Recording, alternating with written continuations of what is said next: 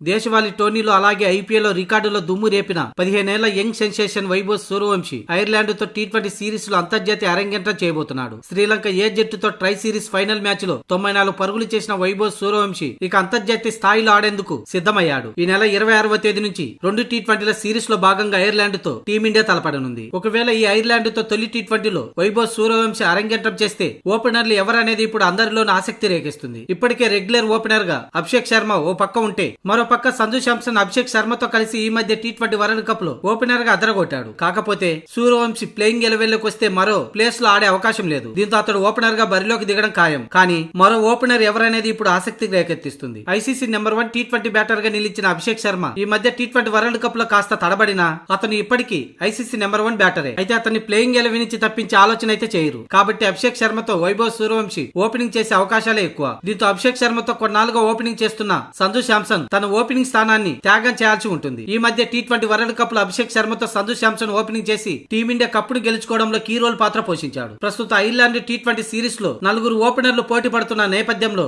వైభవ్ సూర్యవంశీని తన debut guarantee అంటున్నారు. ఈ క్రమంలో ఓపెనర్ గా తనకి సహజోడిగా అభిషేక్ శర్మతోనే బరిలోకి దిగనున్నాడు. దీంతో సంజు శాంసన్ స్థానాన్ని మార్చే అవకాశం ఉంది. ఇక ఇప్పటికే ఇషాన్ కిషన్ 3వ స్థానంలో పాతుకుపోయాడు. ఇక 4వ స్థానంలో అటు కెప్టెన్ గాను ఇటు బ్యాటర్ గాను సూర్య స్థానంలో శ్రేయస్ అయ్యర్ బరిలోకి దిగనున్నాడు. దీంతో హార్దిక్ పాండ్యా గాయంతో ఐర్లాండ్ టూర్ కు దూరంగా ఉన్నాడు. కాబట్టి 5వ స్థానంలో సంజు శాంసన్ ఆడే అవకాశం ఉంది. అప్పుడు తిలక్ వర్మకు కష్టాలు తప్పవు. ఒకవేళ తిలక్ వర్మ ప్లేయింగ్ 11 ఉంటే మాత్రం సంజు శాంసన్ బెంచ్ కే పరిమితం కావాల్సి ఉంటుంది. కాగా సంజు శాంసన్ అప్పుడెప్పుడో 2015లో అంతర్జాతీయ అరంగేట్రం చేశాడు. అయితే మొన్న అంతర్జాతీయ అరంగేట్రం చేసిన అభిషేక్ శర్మ సంజు శాంసన్ కంటే ఎక్కువ మ్యాచ్లు ఆడాడు. మొత్తంగా సంజు శాంసన్ విషయంలో బీసీసీఐని ఏమీ అనలేం. ఎందుకంటే అభిమానులంతా వైభవ్ సూర్యవంశీని ఓపెనర్ గా చూడాలనుకుంటున్నారు. అలాగే అభిషేక్ శర్మ మరో స్థానంలో ఆడలేడు. ఇక ఇప్పటికే ఇషాన్ కిషన్ తన ఓపెనింగ్ స్థానాన్ని త్యాగం చేసి 3వ స్థానంలో బ్యాటింగ్ వస్తున్నాడు. దీంతో సంజు శాంసన్ స్థానాన్ని మార్చడం టీం మేనేజ్మెంట్ కు తప్పనిసరైంది.